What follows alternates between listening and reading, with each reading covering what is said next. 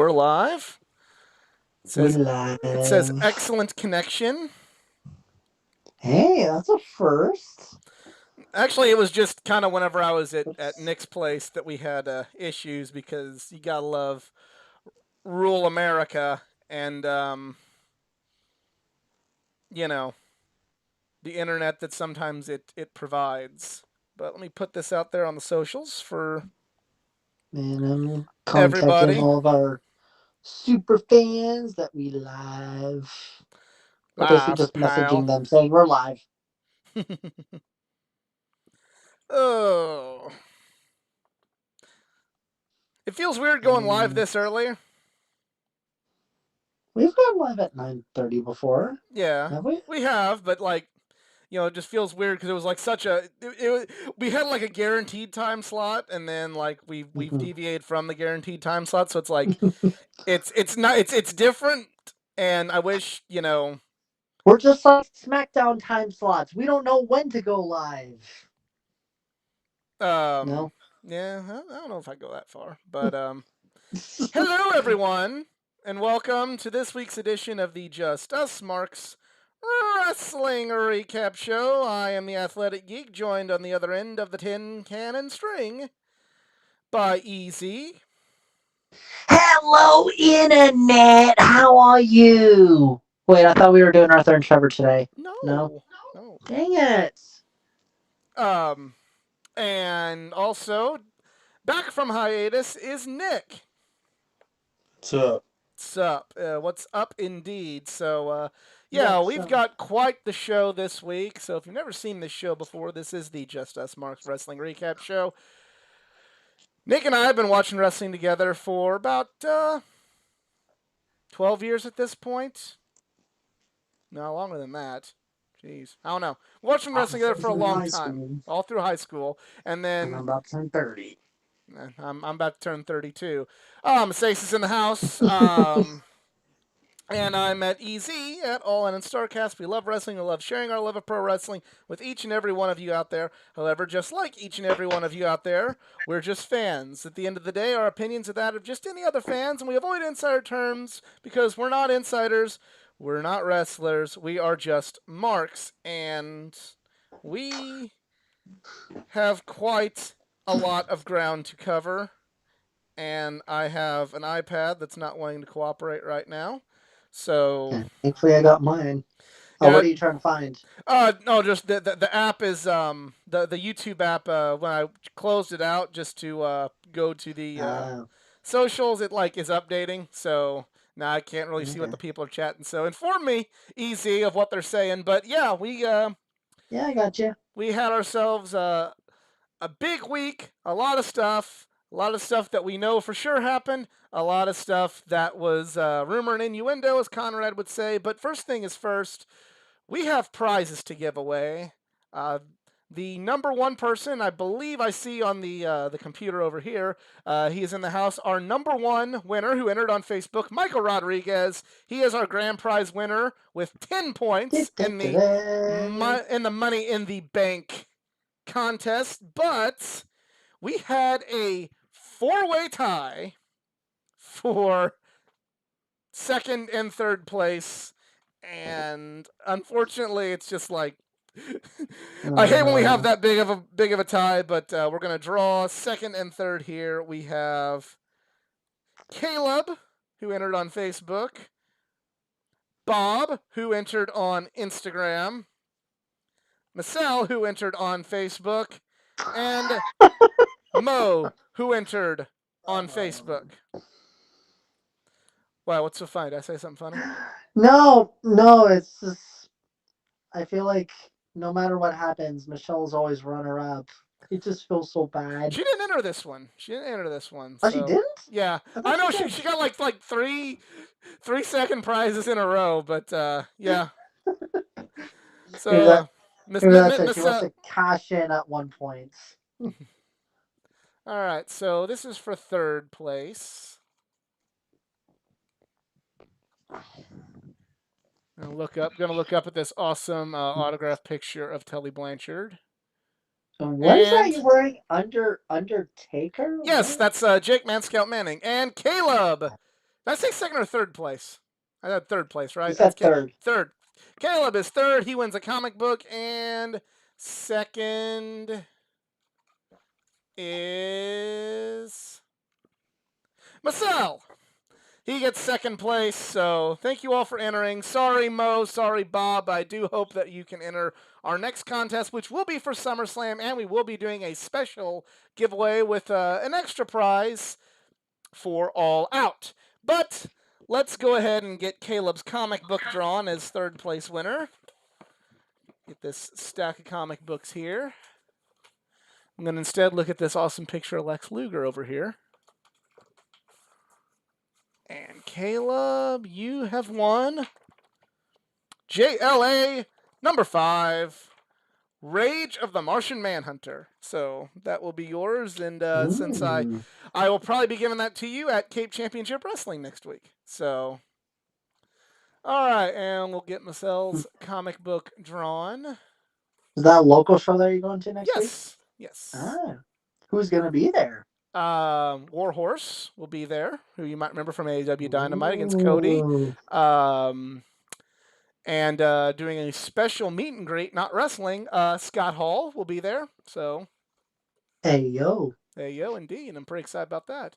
And, Marcel, you win X-Men number 17. And it's not that the only NWO member I've actually met has been Scott Steiner.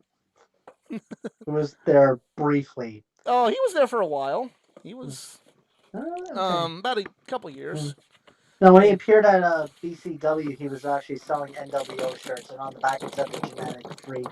Huh? Let's say I've met Nash, X-Pac. Met a lot of NWO members. I completely forgot that X-Pac was at StarCast. I had lunch with him as part of the eat and greet. Yeah, he was awesome. Yeah. All right, so your figure is... Speaking of Scott Steiner... Oh, come on. Come on. That worked out well. Get a legendary... WCW days? Yeah, it's the WCW. It's the same figure that you bought me. I found the thrift store, only this is the loose one. Oh, wow. Yeah. So, there you go. Get that sent out to you. Do the punching arms still work? No, the punchy arms don't work. Sorry, if you want one of the punchy arms work, I apologize. But, yeah. But now it is grand prize time. Miss Hayes, oh my god, another Scott Steiner to my collection. I mean, there's also about 12 Undertakers in here. I don't know how many Undertakers people have gotten. Let's get Michael's comic book drawn. And we've got a Hey Gents from Ob the Kid. Ob the Kid. Cool. Hey, Obi, sorry you didn't win, bud. I apologize. We'll get you. Hopefully you'll... Obi. Oh, my apologies. Have better luck next time. And... it is a reprint of The Criminally Insane Bushman, number 1. That might be an interesting book. And Michael's figure.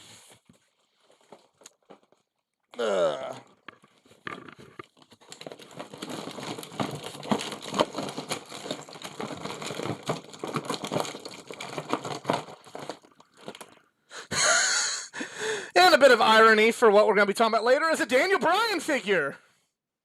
Oh, boy. All right, so he gets a Daniel Bryan figure. Ray's in the house. SCU T-shirt. He wins a T-shirt.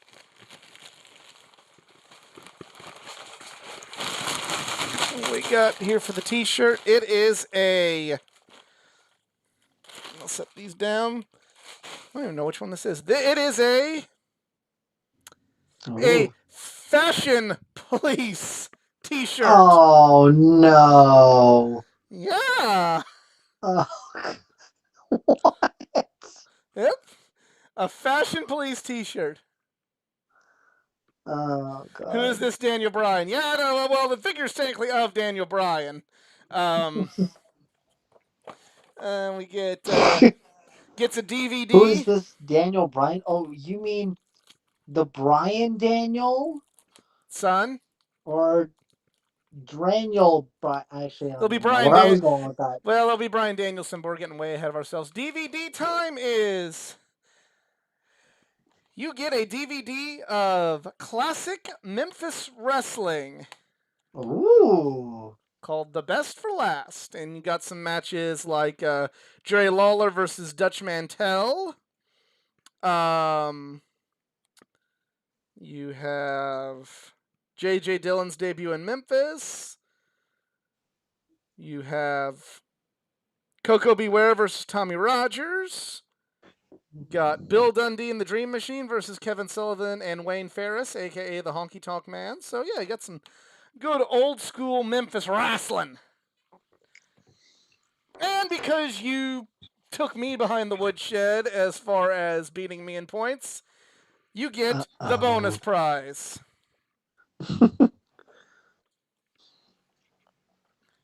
And your bonus prize is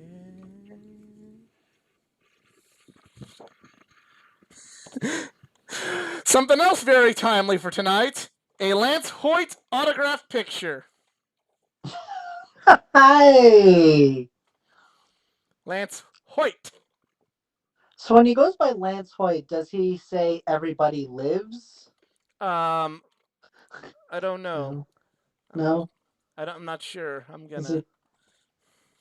Hey, if he's Lance Archer, he's everybody dies. But if he's Hoyt, it says, does everybody live?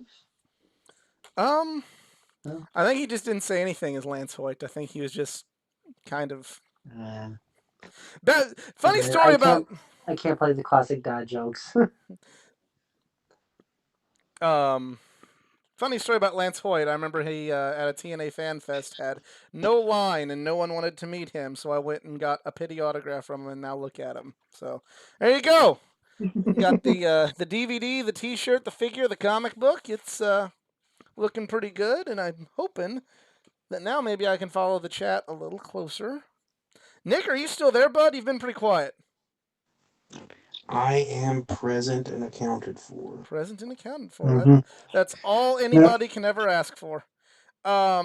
So, congratulations to everybody who entered. And I appreciate for all the winners, and I appreciate everybody for entering. Hey, Michelle's in the house. Michelle's in the house. Hello. Love the Fast Play stuff on SmackDown. I'm glad you like the shirt. Whenever I pulled that out, I'm like, oh, either something. When I found out what it was, it's like, well, you're either gonna love it or you're gonna hate it. But appreciate everybody for the support. So, Money in the Bank is a pay-per-view. Well, let's is that let's a talk statement about or an apology? Other than I don't really think the pay-per-view itself, other than like the technical issues, I really don't feel there's any. There's no real need to apologize for anything. It was a solid pay-per-view. Nothing. But the way you said it was like, are you apologizing to everybody that it only sucked because of the technical issues? Pretty much. Which I swear, I almost thought my TV was about to have a seizure. Yeah, it was bad. I posted a video of just how incredibly bad it was on Instagram. And if there are people that still live with the WWE Network, we want the WWE Network back. Yes, we do. Yes, we do. And it's weird that like after the glitches, I literally just went on watching something else on Peacock, and there were no glitches. So it's like, what the heck happened? Yeah, I don't know. But what's weird is like, and this is watching Dynamite on Sling had like not like anything that catastrophic, but just like it would buffer and then lag. Like I knew of Chavo's debut like 3 seconds before he got introduced on Dynamite, at least on my stream. But yeah, I watched it live on Sling, and I didn't have any issues.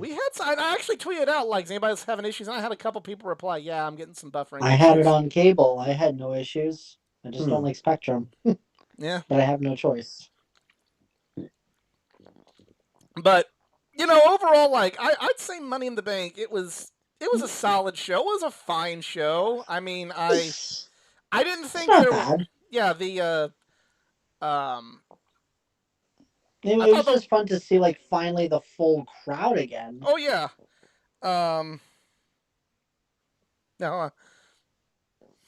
Well, there you go. Get more people, because if we can get 200 by Full Gear, EZ's gonna drink bubbly, the real bubbly. Why but did I like, agree to that? yeah. I thought Big E winning Money in the Bank was good. I thought the matches were good. There was a few of them that I think went on a little too long. I think there was a few, especially the main event, as good as it was. Had that match happen in AEW, you'd be getting a lot of butthurt has-beens that put people through table, calling them Spot Fest, but because it happened in the WWE, oh, great storytelling, bro. I don't know why I'm in Vince Russo, but What was match of the night? You guys think? I think Oh, the women's title match, the Raw women's title match. I think that'd be what I'd go with. The Rollins title match. As much as great, Charlotte Flair just won again.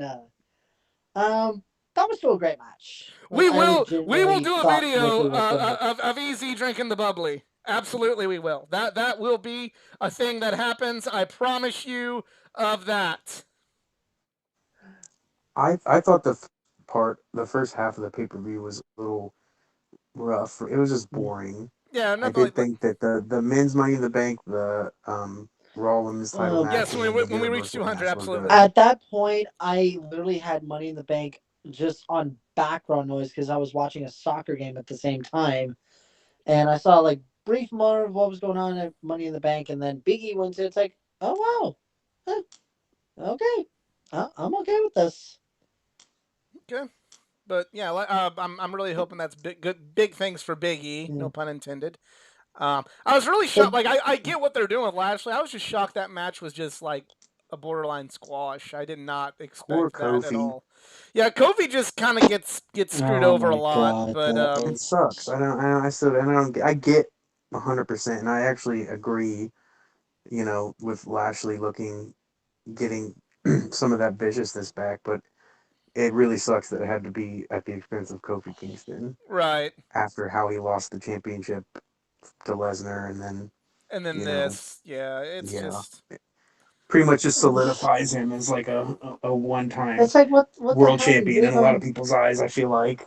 Oh, absolutely. It's like, what the hell? You gave him a feel-good WrestleMania moment that almost would tie up with Daniel Bryan winning at WrestleMania 30. And now suddenly it's like, and a good title reign too. Now let's go back to having you as a mid-carder.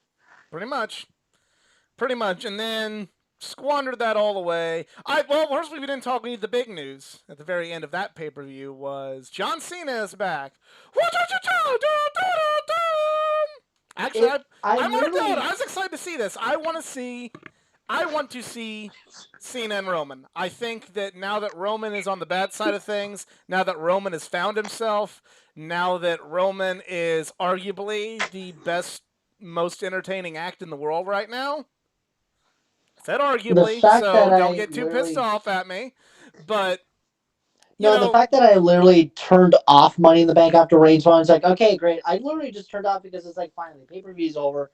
I literally didn't know John Cena had come back until I saw the Twitter comments, and it's like, oh wow, cool. Yeah. I don't know. I didn't really get excited about that. It's like I knew Cena was gonna be coming back at some point, but it's like, okay, Cena Roman at SummerSlam. I disagree with Cena being the real GOAT, but I'd say that I think he's glad Vin Diesel's brother came back to me. That's good. I hope they bring up the fact that John Cena already passed the torch to Roman Reigns on pay-per-view like 2-3 years ago. Yeah, when they threw it away for no fucking reason. Yeah. I really want I want Roman to just be like, yeah, we already did this. I already took the torch from you. I'm not wrestling you again. And I kind of want him to make Cena earn it or something, because they won't. I don't think they'll do that, because wrestling as a whole doesn't love continuity. But unless you're AEW, I think that then continuity's A-okay. But I think that I would like that, because, yeah, they definitely did. Was it like bragging rights or boiling point or? Yeah, it was like one of those stupid farts of fire or something like that. Yeah, it was like one of those stupid throwaway pay-per-views, and they actually they had a really good segment. I remember a contract signing where Roman was screwing up and Cena's like, yeah, this is a promo, Roman. You're gonna have to learn how to do this. You're gonna be the man. I will admit, I laughed at that. It's like, well, Roman's struggling on a promo. We haven't seen that in a while. But yeah, so overall, like, good pay per view that got squandered away the next night on Raw. But I am interested to see at least the Roman and Cena side of things. I think this will be a good program. And hey, you know what? It only took a global pandemic, but John Cena got a hero's welcome and a hero's reaction. Like, and apparently nobody was singing John Cena sucks. Exactly. So no, not even the next night. No. Although I'm still a little bit disappointed, and yes, I get it. She's got mother duties right now, but I still wanted to see Becky Lynch back. Well, WWE is having a Queen of the Ring tournament, and a friend of mine made this text, and you'll appreciate this, Easy. WWE is having a Queen of the Ring tournament. I wonder who Charlotte's going to be in the finals. But now we'll go to the other pay-per-view that happened, the one that I didn't really watch at all, except just because I didn't really enjoy the other TNA pay-per-view that I purchased to watch earlier in the year, but some next level shit went down in it, and that's Slammiversary. And my least favorite wrestler currently made a debut. And I'm gonna get my cynical point out of the way, and then I'll let Easy go into Mark mode. I understand why they're doing it. You're the one that's excited about this. I'm the one that's not, so I'm gonna let you have your moment. I didn't know about this. That's why I was excited. So, but go ahead, make your piece. Like I said, I'm gonna start negative and let you go with the positive. I understand why this is happening. It's not a bad idea objectively. I'm just been completely 100% over Jay White and the Bullet Club since about 2019. So while I get that this needs to happen to a point, it's not a shut up and take my money sort of thing for me. But, it is what it is. I'm not going to be one of those type of fans and be like, just because I don't like it, it's bad. It's good for wrestling. It's good for the business. It's good for Impact. It's good for New Japan. But it's nothing that I'm going to line up and go, well, I'm going to buy the next Impact pay-per-view because, this just doesn't do anything for me. And I'm especially going to be pissed off if Hangman Page and his run gets, sent down to the bottom so they can give the belt to this guy from fucking New Japan. But surely not. Surely not, but, I don't think so. That's... I'll the mediator, because I don't dislike Jay White, and I also I really don't care about Jay White or Bullet Club. I think you would have to have, Okada or Ibushi come to Wrestle Omega would be the only thing that would make me buy an Impact pay-per-view. I wouldn't even buy it for, people I really like Hiromu or who I think is hurt, but or Naito or it would have to be literally one of those two. So it doesn't really matter who you send over for me. Right. The other thing I want to mention, then we'll get to EZ.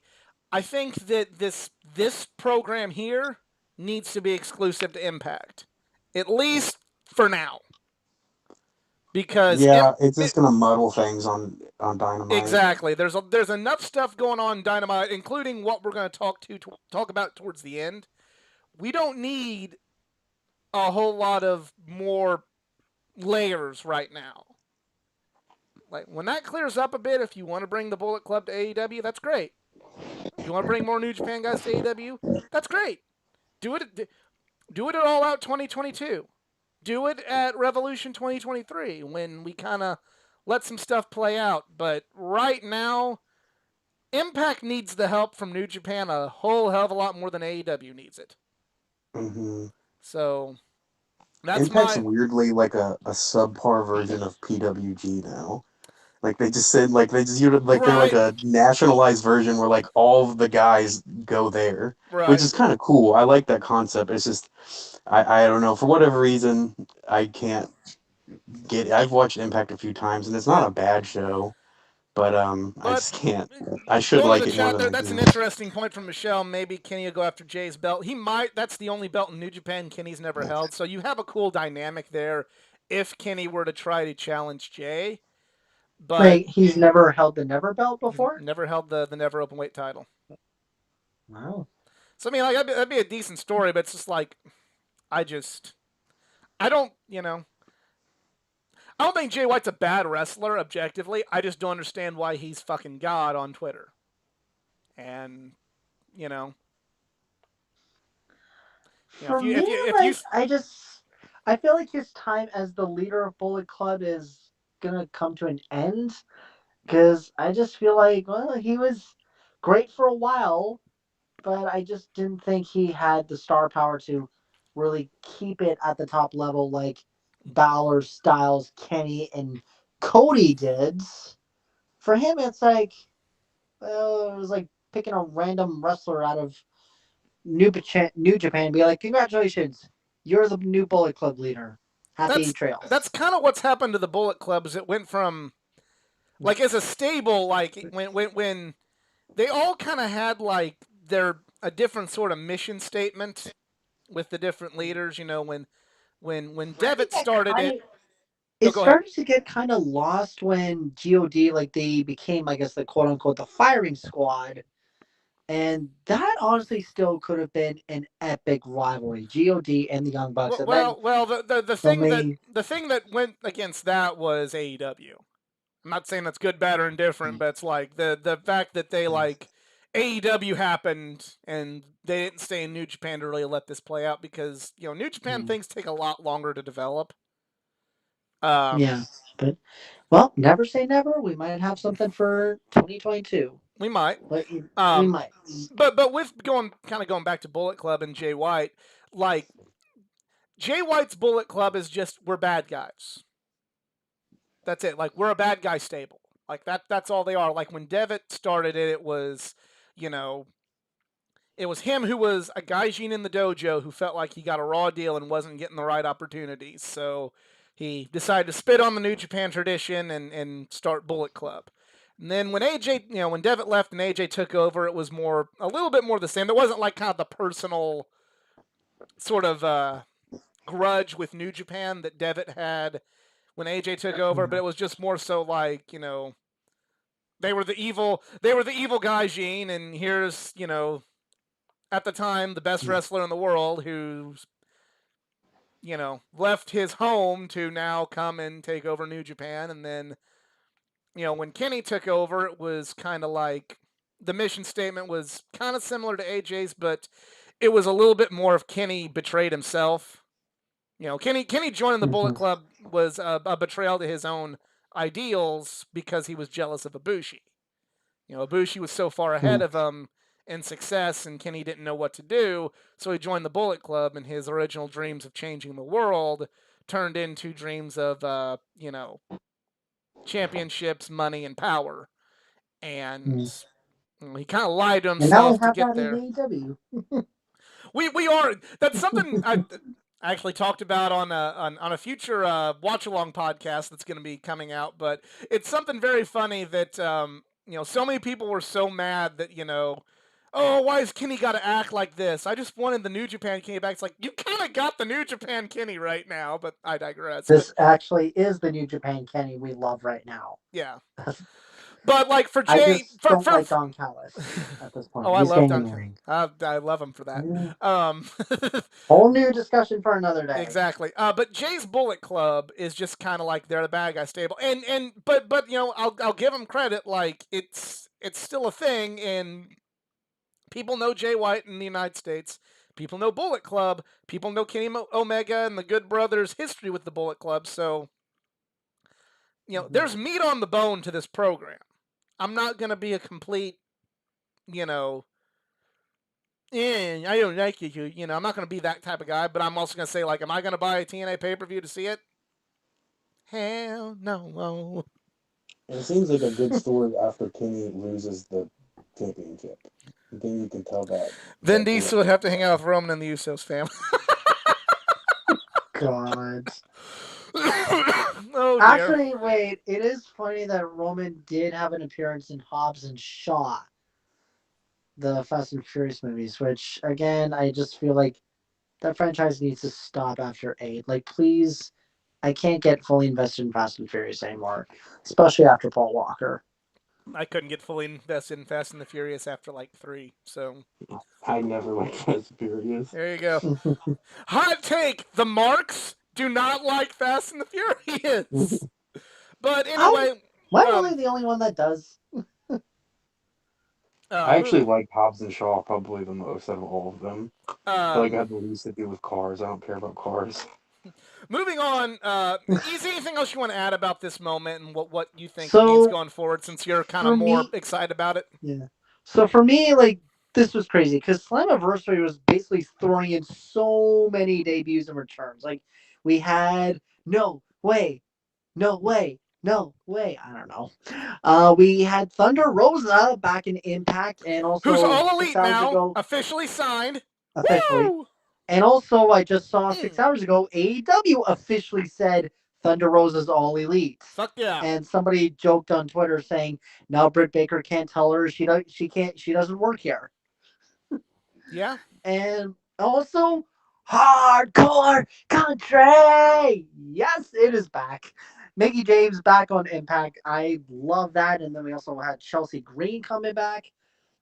But hearing that like Jay White coming to Impact was like, holy shit! Like I know, like you're not fully invested in it, but there are people that are. For me, I'm still just trying to get back into the Impact. I just didn't have the spirit like I did back in 07, 08. Like it's trying. Yeah. So I mean, I still want to see like what's gonna happen with this. They're gonna have Bound for Glory in Vegas in October, and hopefully we'll see if we get a Kenny versus Jay White match. We'll never know. we'll see. So, But yeah, I mean, I recognize it's a big deal, but like some other things we're going to talk about, just like, I guess like maybe they're trying to have a much better, I guess, Bullet Club Civil War type of ordeal, except well, trying to looking like Kenny versus Cody, but I think in this case it's really calling out Kenny saying like if you're truly Bullet Club, or you're not, the only reason you are relevant is because you were the Bullet Club. Now you're nothing. But I don't know. Like yeah. Jay White did a whole promo on Impact today, and it just looked funny as hell.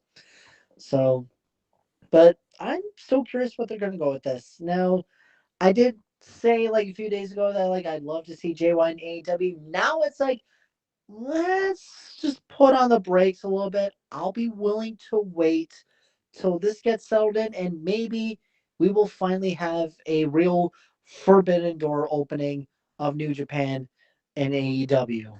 So, and we kind of did see it, but again, I wish they picked another member of Bullet Club, but that's just me.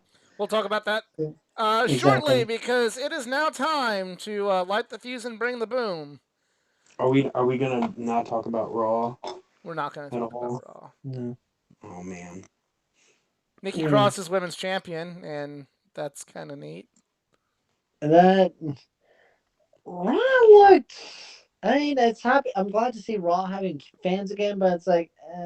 I tried to watch it. It was the first Raw I've watched in over Just a year. squandered everything that they'd built It up. really did. I was so disappointed. I was, Oh, I yeah. didn't love Money in the Bank, but And I watched it and Goldberg came back, Yeah. which I will admit, like I got excited for that, but it's like I did not. No, not at it's all. awesome to see For me. Goldberg, To- but great. To tell you how little I was excited about Goldberg, I was more excited about Jay White. There you go. And There you go. Okay, I don't there know how actually you is squander. something. Before we get to Diamond, there is actually something that we really got to address about this was what the hell does Vince McMahon have against NXT? Especially we saw Karrion Kross finally make his Raw debut to lose to Jeff Hardy, who finally brought back No More Words. But like, quick roll up, like, wait, what? I mean, Hardy, I love you, but what? What was that? Oh yeah, I like Jeff Hardy way more What than I was like that? Karrion Kross. But it doesn't make it's oh my gosh, yeah. Like there's so much squandering that night for it just really drove home the point Yeah. too that you should And not even watch NXT. And even NXT, some of the superstars who want to remain unnamed for the sake of not being released, saying that they Right. were actually pissed because you got Karrion Cross, like the the current face of Patrick gotta get. NXT, Yeah, it's and Keith Lee and fuck you. Yeah, that too. oh Yeah, yeah, exactly. We had amazing returns of Keith Lee and Karrion Cross, and it's like, what are you guys doing? What do you want to do with these guys? Like, I I would love to like get inside the brain of Vince McMahon because this I don't understand how you build up the goodwill from Cena coming back. I watched it because like my son loves John Cena and I was excited and I watched Raw for the first time and I was like, okay, if cut a uh, Cena promo and then they move on to like basically a rematch from the night before and then Elias versus Jackson and Riker and like I couldn't get why would I invested keep with it watching the because show? what the hell was this rivalry even about?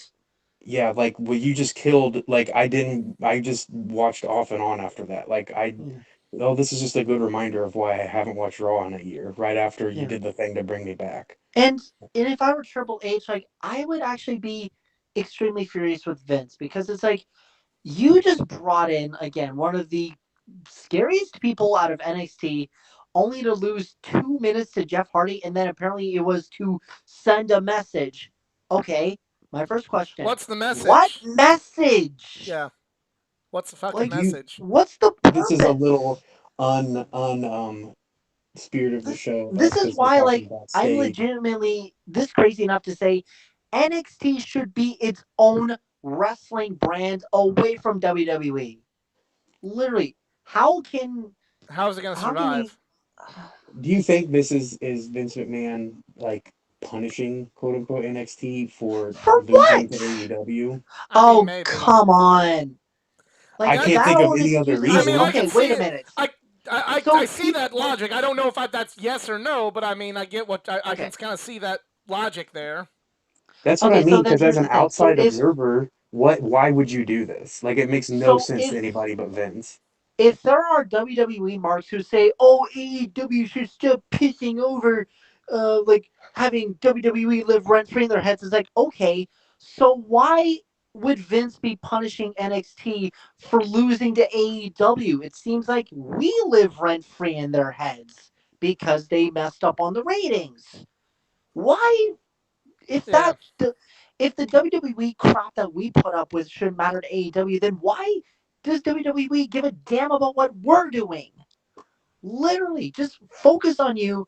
And the same goes for AEW. Like, it's only fun once in a while, but now it's getting a little bit tiring. Unless your name's Eddie Kingston because he can do whatever the hell he wants. Yeah. But, anyways, like, And we got a NXT lot. is a great brand. It is. Hell, it's better than It watching used Raw to and be. I SmackDown. disagree. I can't watch NXT anymore. I'd rather watch Raw, I think. Honestly, I NXT like to wouldn't me go is the that. after most I wouldn't boring go seeing, that television far, show on but wrestling. yeah. but At again, least after Raw seeing like sucks. Karrion Cross get NXT embarrassed is on Monday nothing. night, it's like, well, what the hell do you want to? What are you Right. going to do with NXT now? At It, least I it, can watch that and bitch about it though. NXT, I might as well just watch like an episode of Law and Order SVU I've watched 5 times. Like it's nothing to me. Like it's so boring now. gotcha. Please We let we the next gotta Survivor Series be WWE against NXT. we Please. really gotta move on to AEW right now. Yes, yes, okay. So Rant match over. one of Dynamite was Chris Jericho versus Shawn Spears with Tully Blanchard, the first labor of Jericho, and my allergies are killing me right now. I thought this was a good match, probably maybe Spears' second best match he's ever had in AEW. Um, but the big news came after the match, and here's something Yes. else that like I'm not really a big fan of this dude, but I recognize this is a big deal. You got MJF bringing out the second labor of Jericho, and it is Nick Gage. Nick Gage is a big deal. He's a big deal to I some people, and that's all well and apparently good.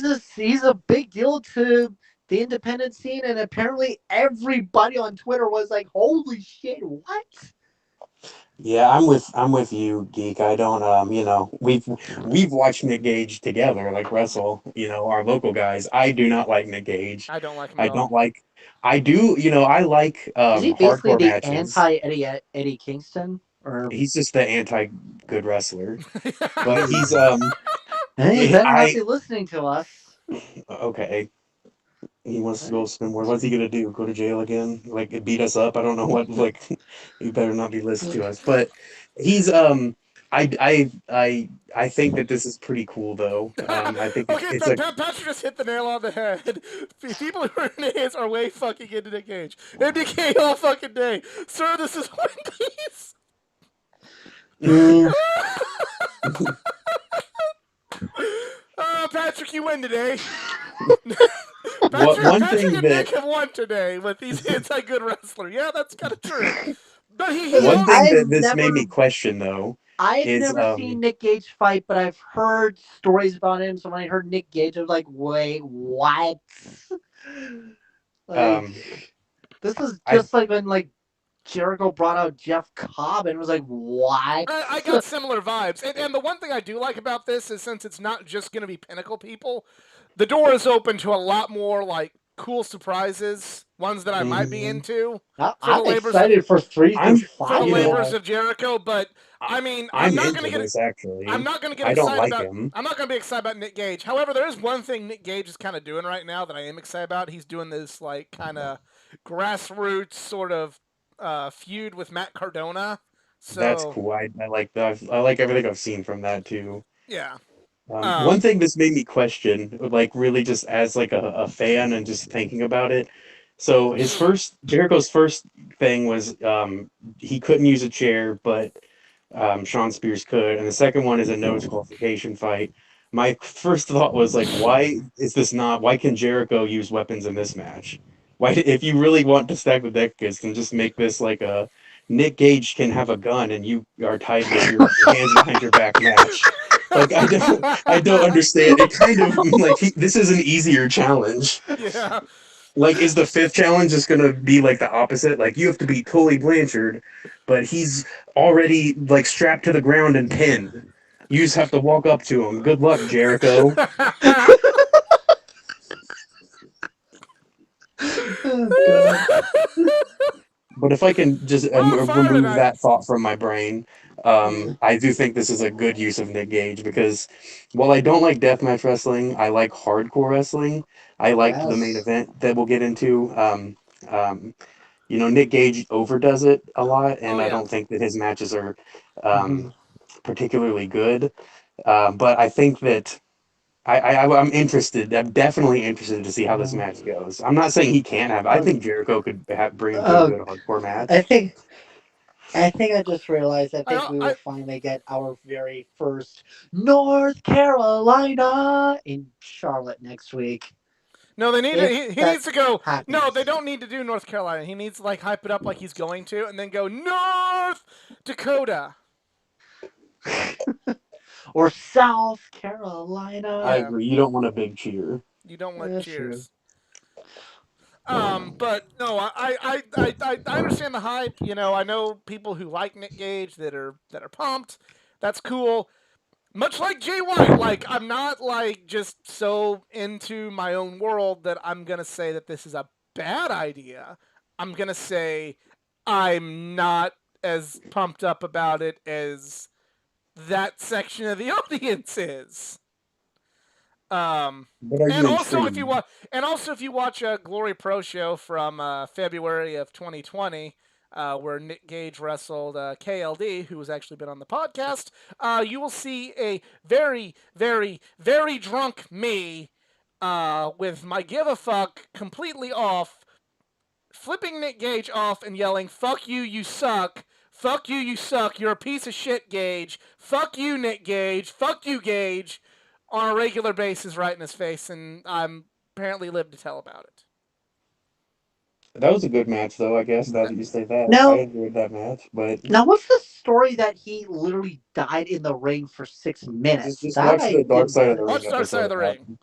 That's He, all. Okay. That's all you need to know that sets him up as a character. They should just play snippets of that for Dynamite so people know who he is. That's like perfect. That's all you need to know. yeah, Sets him up Okay. as an awesome Yeah, I had to wrestling look up character, about the actually. bank robbery. It's like, dude, what yeah, the yeah. He robbed a hell is wrong bank. with He went to you? prison.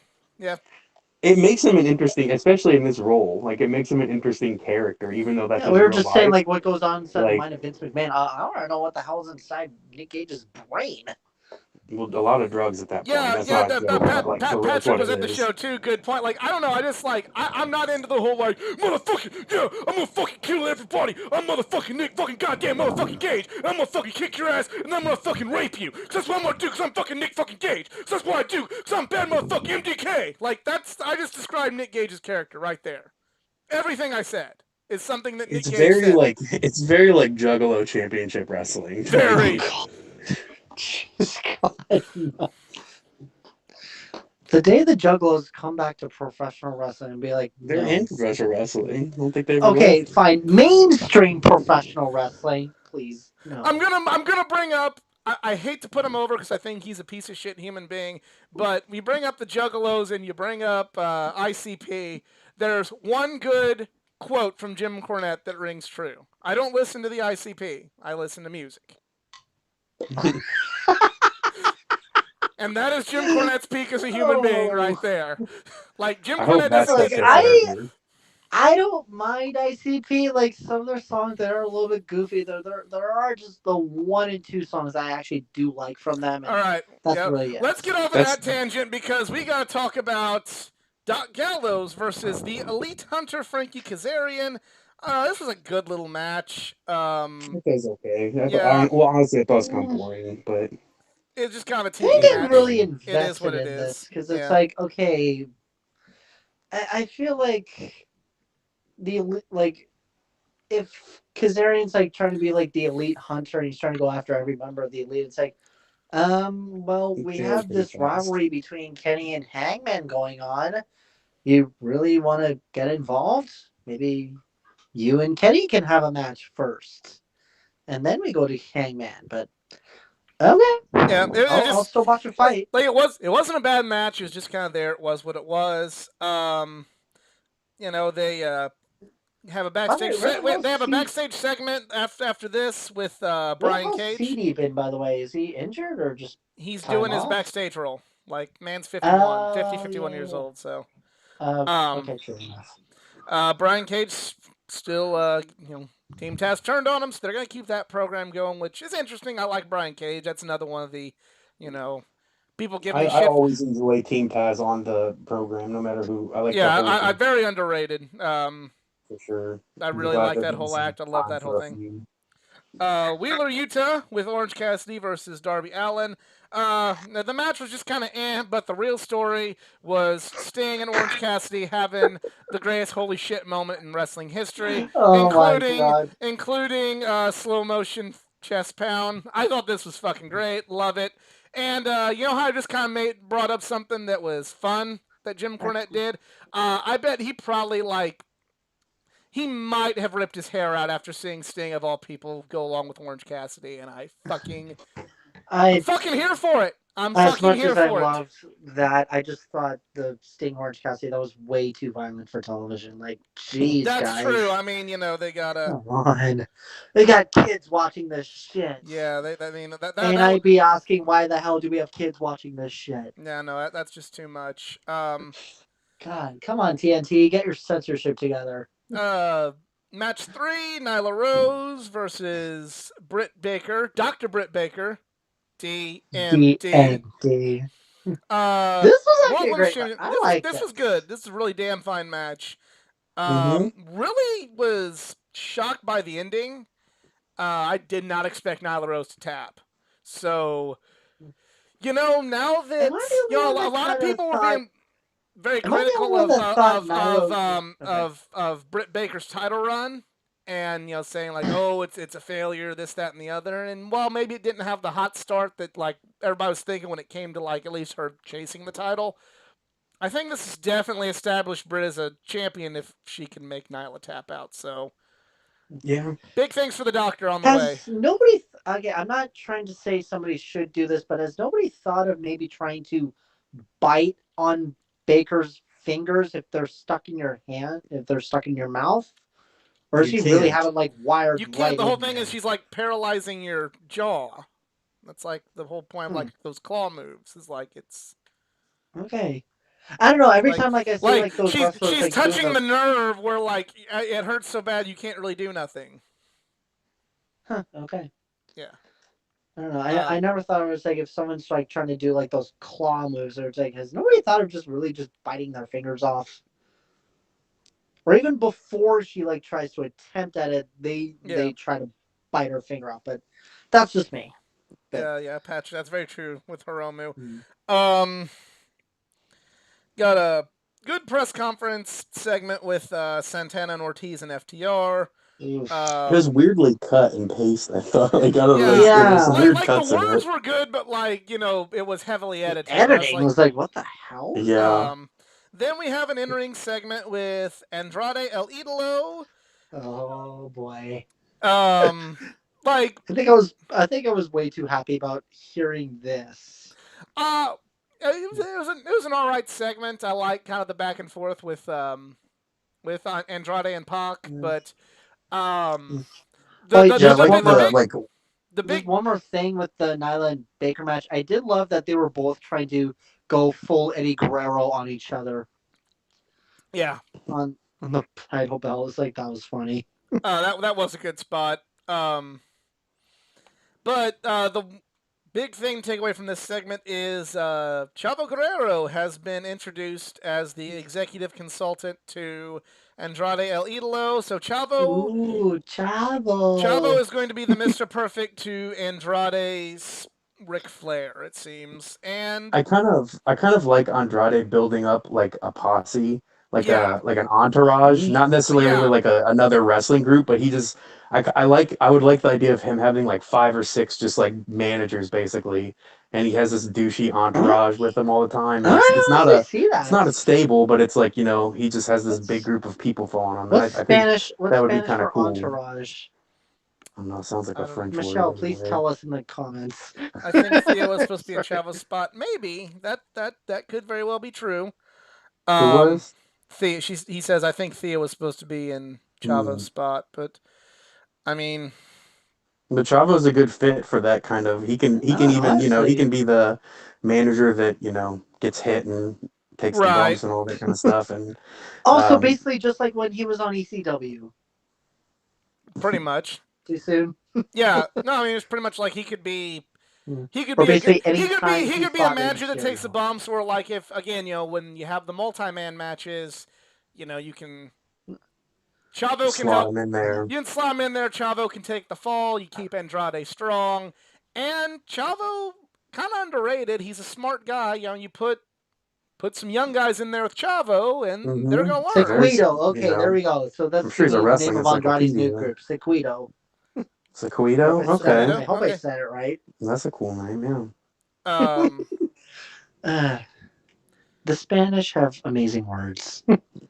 so next match is the Blade with the Bunny versus Orange Cassidy. Um, I like this one. I Good liked it. intensity from Orange. Well, this was good. Then they went to I Stand next. just found it seductive. confusing where it's like the Blade thought he won, but it's like, okay, don't you hear Orange's music and really like you don't notice? But okay, that's just me. The other thing that there's like some ref issues in this match. Oh, apparently I think I Like said it wrong. It's Seikito. Okay, I think I said Sequito. Sequito. Sequito, Sequito. Okay, Tranquilo. That's tequila. no tequila. I don't do tequila. I know Tranquilo. Oh, good. I don't do alcohol. I know Tranquilo and Mierda. Those are the two that I know off the top of my head. Calm Oh, we shit. also know Shadow Nieto. Yeah, no fear. Next, we find out Jericho that he will be bringing out the Painmaker to wrestle Nick Gage, which I'm kind of Yes. happy to see that because like having just Le Champion wrestle Nick Gage would be like not quite as interesting as the Yeah, Painmaker. it makes sense. I don't love the Painmaker look though. It's kind of goofy looking. Oh, come on. I love the pain. That looks epic. Oh, I mean that's the one I word you love could it. use to describe it, I This guess. is me, but I love it. All right, so now comes to the shock of fucking wrestling this year, in my opinion. IWGP US Championship match: Jon Moxley versus Lance Archer in a Texas Death Match. Lance Archer knocks Jon Moxley the fuck out. and wins. Li- My Yeah, and a jaw great dropped. match. It was a great match. It might be I Lance love Archer's that. best match. Would you say Hmm. like top 10 in matches of the year? No, I don't know. I'd have to look at the list, but it was nah. a damn good match. Well, that's why I said And top 10. I didn't, not like top I 5.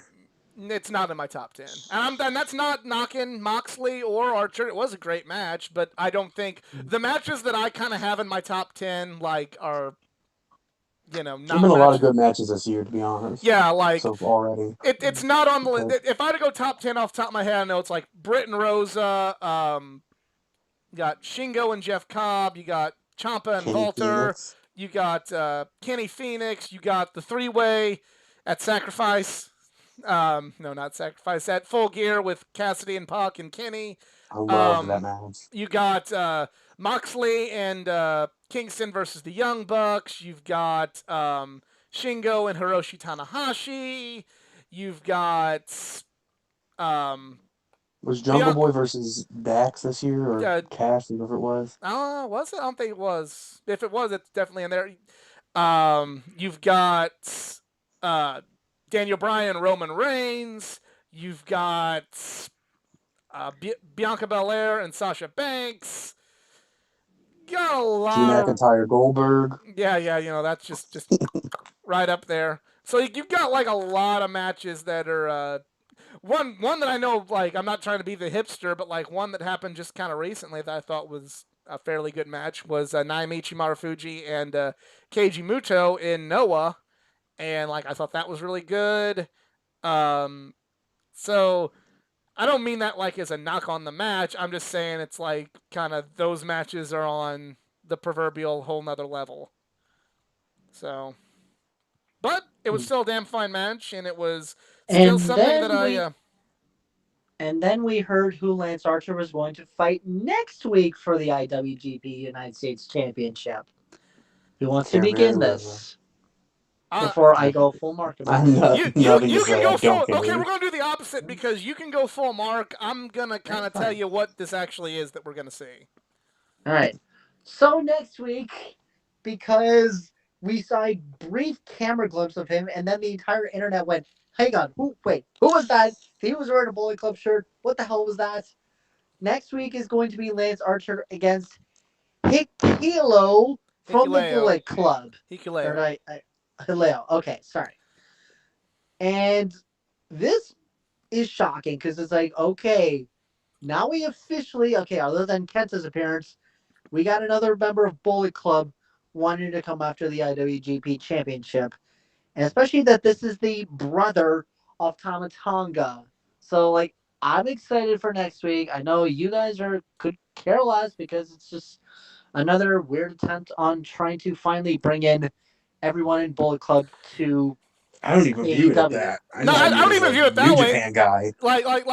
I just see it's I was like only saying that like as far as I'm you sorry. picked one of the most bottom of the barrel people, and I'm not saying he's terrible, but he's like this would Then I don't know now who he it comes is. to my next point was they picked the wrong person. As Yeah. Well, much I don't. respect I give If to him, that's their goal, they but I picked the don't wrong think that's their person. goal. I don't think this is like a Bullet Club invasion. I think this is here's a New Japan guy that can fight for the New Japan title. But to again, me, it's like I'm sorry, but you can get was Chase Owens or El Fantasmo not available? well, You know, El they, Fantasmo would not in New Japan. They really take the weight division seriously, and El Fantasmo would not go for the U.S. title because it's a heavyweight title. okay. And Chase Owens, Chase Owens is been spoken out against, and I have no real desire to see Chase Owens anymore. And I used to like Chase Owens, but not. I'm good. As far as, but to although me, Bullet Club did get a new member, Chris Bay. I'd actually be don't okay with know. that. But to kind I've of actually never heard of him. he's good. But to kind of give you an idea of what Hikuleo is to New Japan, it would be like, all right, we're gonna defend the AEW television or the TNT championship in New Japan, and some New Japan guy has it, and oh, who's gonna step up from AEW to take it? Bum bum bum Hook. Or bum bum bum Peter Avalon. Like that's literally what Hikuleo is to New Japan. It's like, oh, like Does he live in the States? yeah, I just assumed he lives here and this is a New Japan guy that can be there without a bunch of hassle. Yeah. That's what I just assumed. But Or imagine if Evil showed up. would have been better. Evil would have been a better, and I think Evil was a complete and total flop and failure, at least in terms of the role they wanted to push him as. But he would be I a think- better choice for this role than Hikuleo. I don't know. I don't. Maybe. It doesn't seem to me like this is just like a match. I don't. They haven't really hyped it up as like a big. Oh my gosh, the Forbidden Door is New Japan. They just kind of I get We've that. had What if New they brought Japan in- people.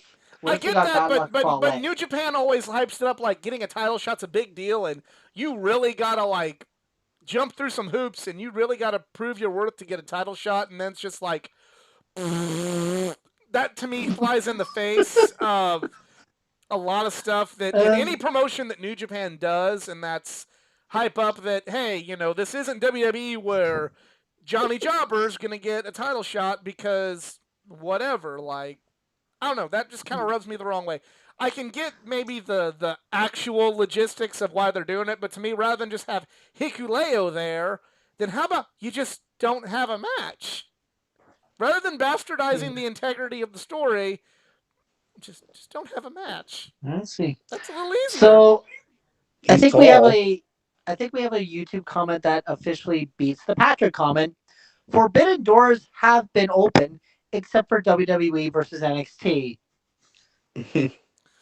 I don't know. Wow. That's good. I still like that one, but I'm still gonna like MDK all fucking You day. gotta So hit this us is a right in the Wendy's. gut for that. Like, oh, come on. Oh, that's it. It's like, wow. So real quick, probably what everybody wants to hear us talk about Oh is boy. Here we go. we got where someone walks in the back. Yeah, I get exactly what he's. I'm not. All right, but anyway, so the rumored innuendo state that there are two wrestlers that apparently they're 100% signed and they're there and their sources. Well, one is 100% signed. The other is still Is he? undecided. Because I haven't heard shit from anybody like else. Like, I'm not saying it's right, wrong, and different. I'm not saying it's confirmed, but it's still one of those. It's like, I don't know. Like, I don't know what to believe on the damn interwebs anymore, especially with stuff like this, because it literally happens all the time. I mean, I'm okay, I guess. I mean, I still stand by what I've been saying the last month of. So, I mean, Daniel Bryan's probably my number 2 favorite wrestler of all time, and I'd love to see him. But on the flip side, like, I kind of don't want them to be like, "Oh, hi, Jungle Boy. You know how over you are? Yeah, why don't you go to Dark, buddy? Because we got Daniel Bryan now." Like, I don't want that to happen. But I also know Daniel Bryan elevates lower card talent, so I was gonna Well, say, Mike- why push him to the main event talents? Maybe you could see a good matchup between him and Miro. I don't want to see that because I don't want to be like I'm sure it'd be a good match, but like just not right away. If you're gonna have Daniel Bryan in, you gotta give us some fresh shit.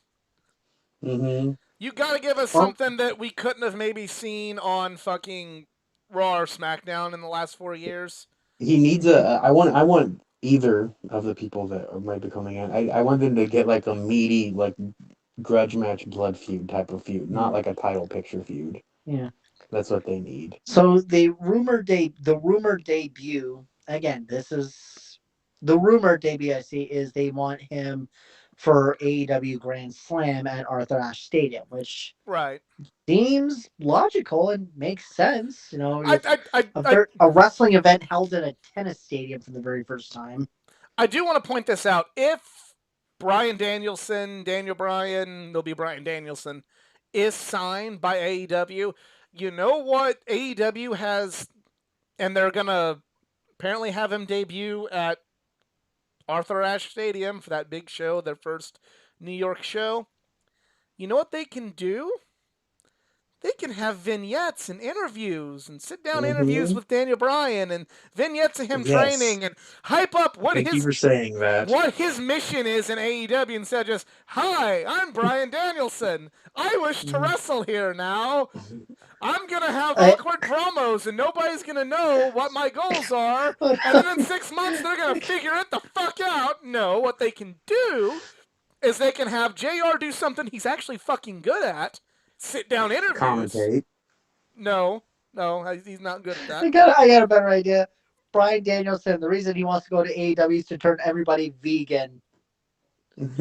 I mean, I don't know, but getting back to the original point, have like, so Brian, what are you doing here? Well, Jim, blah blah blah blah blah blah blah blah blah blah blah blah, wrestling, blah blah blah, so and so, blah blah blah, Kenny Omega, blah blah blah, Hangman Page, and like, all this different stuff. Promo. I'm just cliff notesing this. This is not what I hope actually happens, but build some intrigue. Build some intrigue. Make us care. TNA did this with Kurt Angle when we knew he was coming. If TNA can book a debut better than you've got some goddamn problems. You know what sucks though, I think, is of all of the people, the two that are rumored to come in now, we're talking about Bryan Danielson right now, this would be a moment that every wrestling fan that currently watches wrestling knows who Bryan Danielson is. There's pretty much, if you watch AEW, or you might swing to it, like, you know who that is. This is one that they could just do a surprise debut for and it would work, but they've done so many of them that now it wouldn't. Yeah. Like, if you would have built up every Ethan Page and Christian and Lance Archer and all, like, there's a million people that they did surprise debuts. If you would have built some of those people up this way, I think it would be better for Daniel Bryan to debut as a surprise. But at this point, I'm so tired of them, and I think a lot of people are, that I don't want him to debut surprise. Maybe he might be the Joker in the Battle Royale for. That would be a fucking terrible way to bring Bryan. That would be complete dog shit. Okay, it's an idea. Don't kill me. I'm gonna say you have the man who literally just main evented WrestleMania, debuting in your company, and he's in a goddamned battle royal. Like that would contribute. It would be better than how they announced Christian Cage.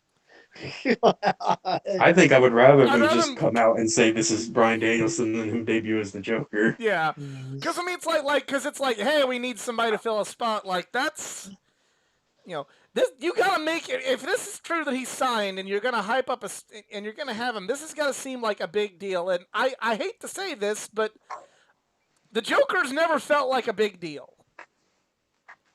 It's been a nice treat. Yeah. The Jokers. Yeah, the Jokers have been like, you got a nice peanut butter milkshake from Steak and Shake, but it didn't taste like the epic Five Guys burger. Who has been the Joker? I know as far as surprise in like a ladder match or a battle royal, Ethan Page and Lio Rush. Brian Cage. Yeah, you did say that he should go because he can wrestle bears in AEW. Yeah. He can wrestle bears. That's honestly all I could think of, because it's like, wait a minute, we didn't have that many pay-per-views, and especially in terms of battle royales, we haven't had that many surprises. But yeah, I agree with you, Geek. I think that they need to bring him in, build it up to it, like build up. Here is the man that main evented WrestleMania is signed and he's coming. Why is he coming? What, do a sit that. Back in 1997, I know it's like two different characters, but like the concept works.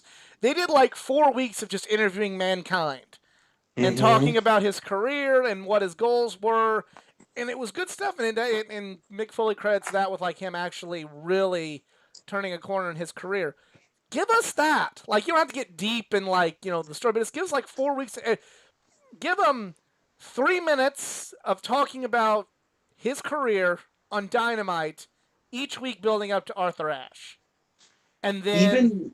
Even, it was less successful than that, because most things are less successful than Mick Foley debuting. But even I remember like I don't know when I was in high school, like they had WWE did vignettes for like a lot of people. Like I remember Alberto Del Rio Mm-hmm. had like a series, and like I'm pretty sure like almost everyone from that, even like Kizarni had like a Yeah. build up. Oh Like my I remember they used god. to do vignettes all the time for people come. WWE doesn't do it a lot either anymore. Unless But your name was Ava everyone Marie. wants like the Chris Jericho like coming in to confront The Rock like debut because that's cool, but it's not A, it's not cool if you do it a million times, and B, like that's hard to replicate that. I Right. think you're better off just Well, doing little build-ups, actually, especially for your I got one mid-card idea to throw guys. in hints.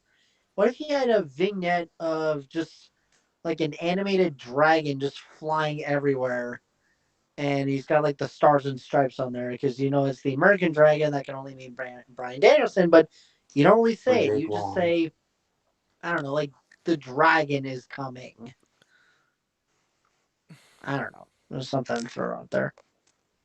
Yeah, well, Like Maybe. don't make hopefully they it do too something. obvious that Brian Danielson's coming. Just say like, yeah, we know he's Well, coming, but again, that see to this me like dragon like can like mean I anything. disagree that like if we already know he's signed, like if they go public, yes, we've signed him. Like again, I cite Kurt Angle. They had like weeks of this is why Kurt Angle left WWE, and this is what his goals are for Impact, and this, that, and the other. And it's like building up to when he finally got in the ring and said, "All right, I'm here."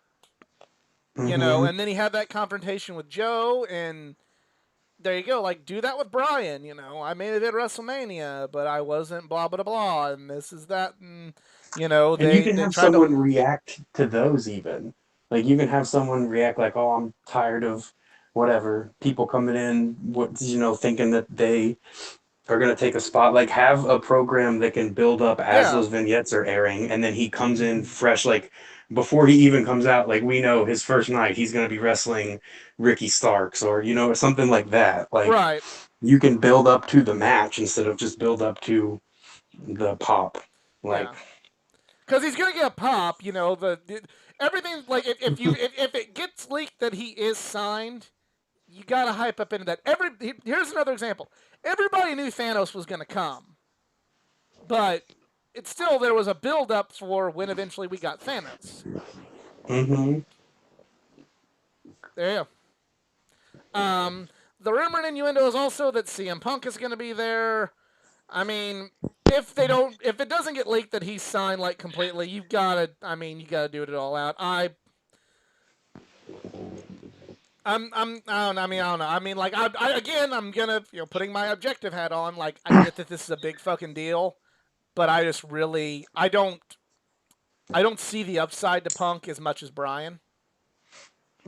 I kind Um, of agree. I think that though, and it's so weird to say, and I know a lot of people will disagree, but to me, a lot of the luster on Punk lost when he did backstage because he was nothing to do with wrestling and like a little bit even like anti wrestling for a while, and then he came up for that, and that was like the wrestling world got to see that, and nothing ever came of it. But like I I don't don't know, think it just anything ever came out of backstage. no, and it never was going to, but like it seems like such a waste opportunity to bring him back to the world of wrestling.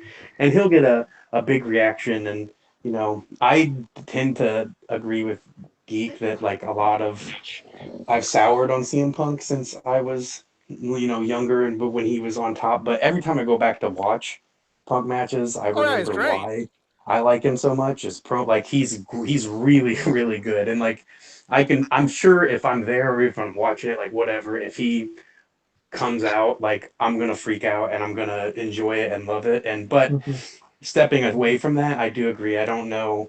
Um, he's not gonna be the huge number mover. I don't think that a lot of people assume he would, or even that he would be at the start of AEW. I think that even since like all of this has come around, like it doesn't feel like as big of a deal, but it still feels like a really big deal. And So let me just say this, like, you know, I don't know CM Punk personally, but CM Punk, while he was, celebrated for this because it was in the WWE, CM Punk is kind of known for everywhere he's going being very negative person and not always having the best attitude.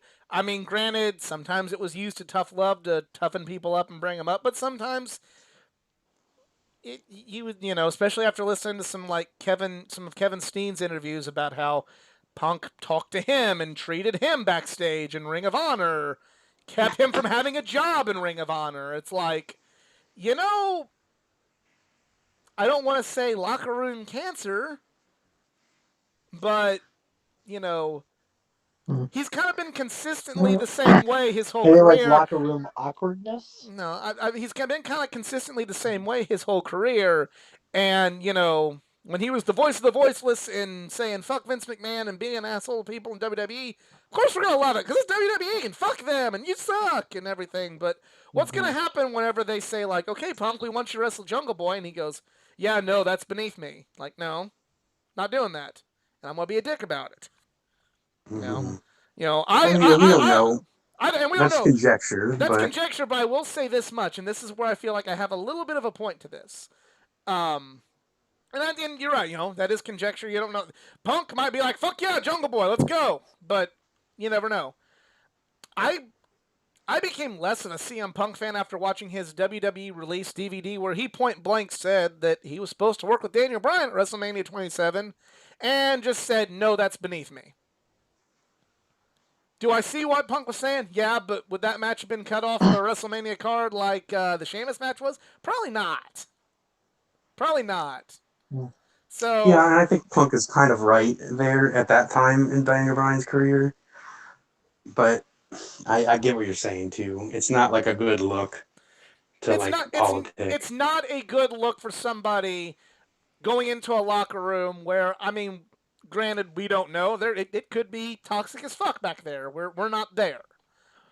But a room where everybody's on the same page and everybody has kind of that same common goal, and there's not a lot of negativity and not a lot, for all intents and purposes, from what we see, not a lot of toxicity. Having somebody who comes across as a very, very not pleasant person in the locker room, I don't know.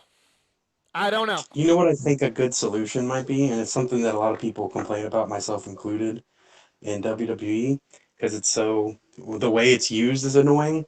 But I think maybe having Punk come in like a Goldberg or a Lesnar on like a few dates per year type of thing, where he's not constantly a locker room presence, so you don't have to worry about where he is on the card. He just comes in for a couple feuds a year. I think that, maybe that's one of the solutions. And people don't like the part-timer thing, but I think that's just because the part-timers in WWE come in and win the title from someone seen as more deserving. But if you don't use them in that capacity, Right. no one really complained when Goldberg like destroyed Dolph Ziggler at SummerSlam. Everyone was kind of like, "Oh, this is cool." And nobody was really But bitching about Brock Lesnar until he won the title and never was on TV. yeah, so like you can definitely use it, and overall general reaction to it is positive if you just use it in the right way. I mean, Taker wrestled just a few matches a year for forever, and no one complained about that really. Right. At least he wasn't going after the title. I think that's what kept everyone from losing their And you minds. know something, you can do it first with Punk that could really, if you use him in that in that way, have him go after people that when he beats them, it's like, okay, whatever. Like, if he goes in there and he wrestles Jericho, okay, he beat Jericho. So what? It's Jericho. He beat Cody. So what? It's Cody. Yeah. He didn't beat Kenny Omega. He didn't beat Moxley. He didn't beat Hangman. He didn't beat MJF. So, then you can eventually build him up, and that's like, oh shit, he's gonna wrestle Hangman for the title. And then when Hangman beats him, it's like, oh, okay. So have him beat those guys that are kind of like, well, that are a little bit like either Teflon or at a point where it does, like Cody's a little kind of Teflon to me. Like Cody can take losses, but people that you've really, really either protected or that are really coming up, like I would if you were to come in and decimate like Darby Allin or Jungle Boy or Hangman, that would be a big negative. Or someone that's really protected like Moxley or Omega, but somewhere more in the middle, like even. Well, not Miro. Miro's pretty on that like protected level too. But like a Brian Cage, like someone that like you can beat but like it's not going to destroy his career or derail anything. Right. Um, Um, but yeah, I think that would be the best use of him. So we've been kind of critical about some of this, and overall, generally though, there's a lot of buzz around wrestling, like in the air, which is super cool. It oh hasn't yeah, felt like this since like AEW is coming around. and Um, definitely hasn't been like this hot even with AEW coming around since like the '90s. Like, is this guy gonna go? Like, yeah, it's a really cool feeling, and it's yeah, honestly, it's two of my favorite. Like I was working on, I have a old wrestling buddy, and he sent me this giant list of like his 50 favorite wrestlers, and I was like working on mine to send him back. And Punk and Bryan Danielson are both probably in my top 10 like all time favorite wrestlers, all things considered. right. So like it's pretty, despite like how from a fan that's been watching for a million years and talks on YouTube about wrestling, like how I look at it from that, like how it affects things as just a fan, like that's pretty awesome that Oh yeah, two of my all-time favorite wrestlers may be coming to my current favorite promotion. yeah. And Don't get me like I'm just my personal issues with Punk aside. Like, I understand that it's like I understand that all this is a big deal and all this is exciting and all this isn't necessarily going to be a bad thing. But I also feel the need that we need to, if we as an AEW fan base, and I'm not just saying I just only like AEW before everybody goes, oh, he's just an AEW stan. But I think if we as an AEW fan base start to just look and kind of see every side and see that, hey, just because all these guys come, maybe that's good, maybe that's bad. If we consider all things and look objectively, that would make our fan base look better. That would make our fan base Mhm. grow. And we wouldn't be able to just be like, oh, they're just somebody that kissed up to AEW because AEW's doing it. If we could actually like, oh, hey, I like Bryan, but they need to do it right. I like Punk, but this might be bad. Oh, you know, I want to see New Japan guys there, but let's keep this real. I feel like, and this is a soapbox, but if all of us in the AEW fan base, and it's not going to be all, but if the majority of us can start approaching things that way, then whenever we get into an argument with that obnoxious WWE fan or that obnoxious Cornette supporter or that obnoxious Busted Open listener that wants to just say fuck AEW and here's why, we're the ones with the logic, and they're the ones just wanting to be haters, and therefore we look better as a fan base. Mhm. That's just Apologetics, wrestling apologetic. apologetics. Exactly. Um, what Apologetic elite wrestling. so all of the criticism and the irrationality as just what our podcast says on the label as just marks. What are you guys, what matches with both Bryan Danielson and CM Punk are you most excited to see in AEW, feuds I or matches? well, I mean, as far as like, I'd like to they said no Bryan versus Cody in the chat, but like I kind of disagree to a point. I'd like Mhm. to see Bryan versus Cody because both those guys. I have a long list for Bryan. Like shit. But I'm thinking like Bryan versus Cody because both those guys really brought each other up in WWE. Like they were both like kind of going nowhere, and they had a really in 2011 they had like a really good series of matches on SmackDown, and really both guys elevated each other from that.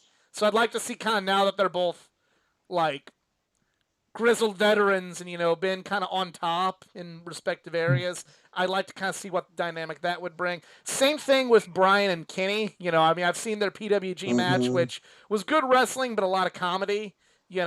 Not saying Hmm. I'm against all the That comedy, was a but long time ago it too, was right? Mhm. 2009.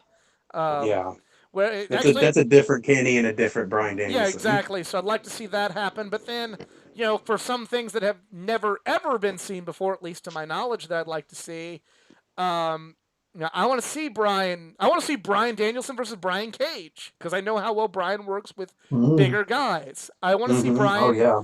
Brian Danielson versus Ricky Starks. I want to see Hangman. I like put Bryan with anybody on that I roster. Like I would not have a problem with it, but like those are some of the big ones I really want to see. Sammy For Guevara. me, I think I would like Bryan Danielson against Lance Archer.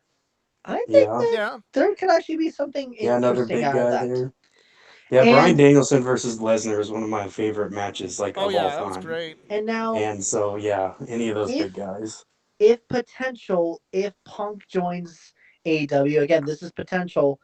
I actually had to look up the rumors just now, and I saw Bleacher Report saying 5 potential opponents that CM Punk could fight. One actually stood out to me the biggest, and this was their number one: CM Punk versus MJF. Could you imagine the promo battles between Mhm. those two? Like, Mm-hmm. put Yeah, aside what I you would might like to think see about that. CM Punk, this actually has a dream match in the making. Like, come on. As long Like as Punk the doesn't win. hottest rising star in professional wrestling against the guy that could literally say anything on a microphone. Like the I think as you far you're as just unleashing the pit bulls here. Like come on. You tell me you don't want to see a match like that. And yeah, in that'd my be a good opinion, one. I would have Yeah. MJF win that. Yeah, for sure. But Yeah. Hey, my that boy shouldn't be Skip his first Show is in match. the house. I miss you guys. Who's in the house? Podcast buddies of mine, Get Chow. Oh, What's up, cool. Hmm, guys?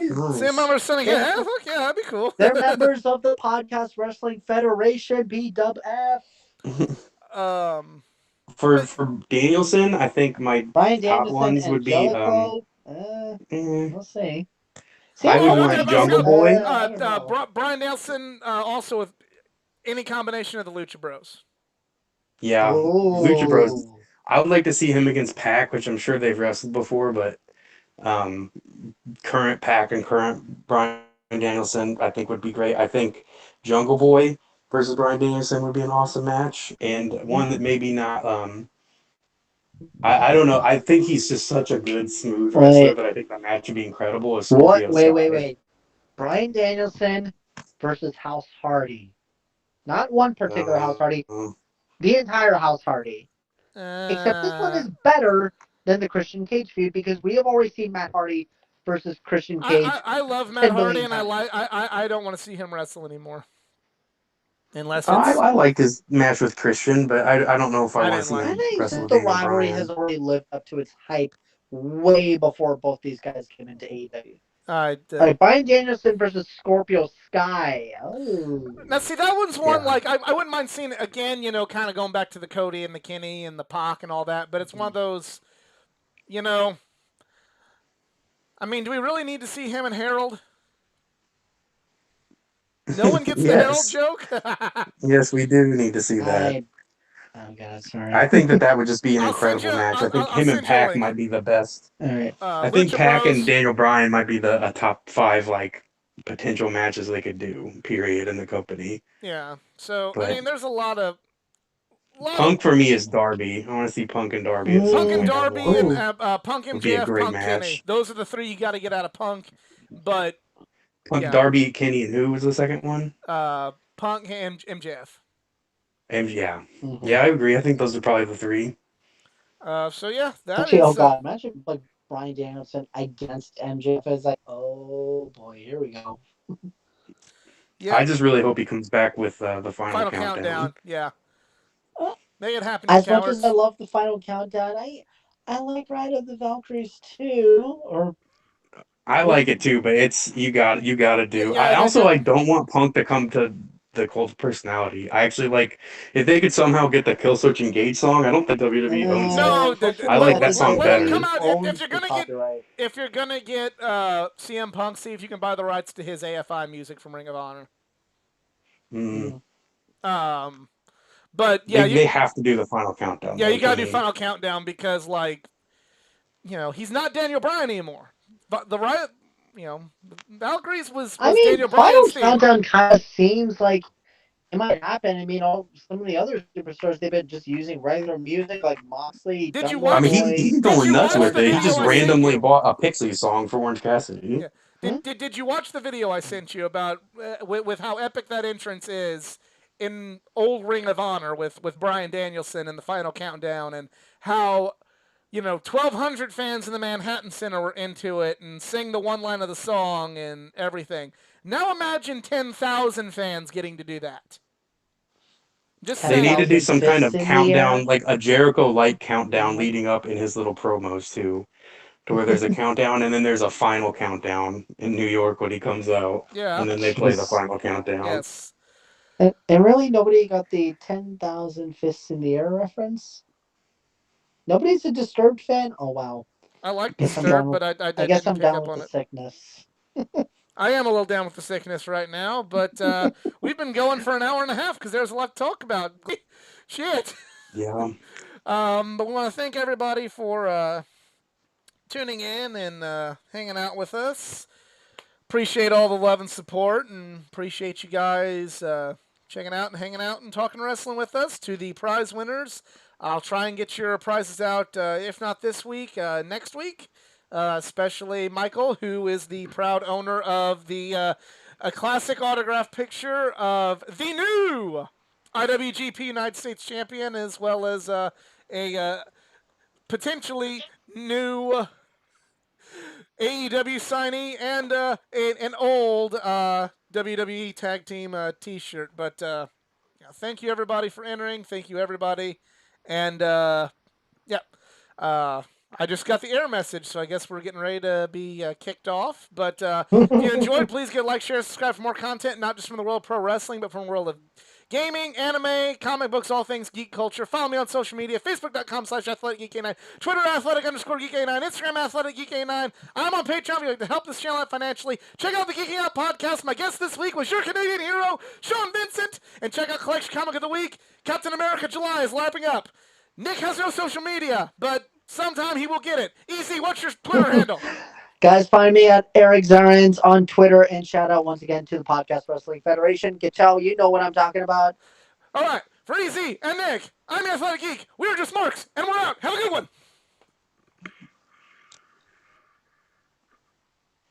Funny enough, you actually